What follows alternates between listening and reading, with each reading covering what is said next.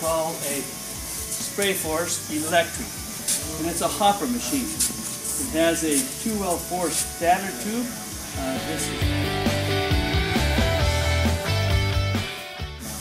This is designed for slurry. It's designed for plaster. It's designed for acoustic texture. And because it's electric, they can take it up in high-rise buildings, and they can do any kind of pumping they want to do. A lot of people will use it for floor leveling.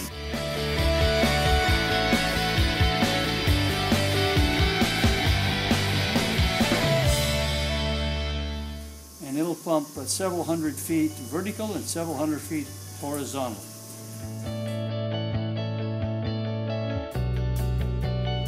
Dry, wet, there's nothing that this won't push through an 1.5 inch line, and the more area you put to it, the further it'll pump.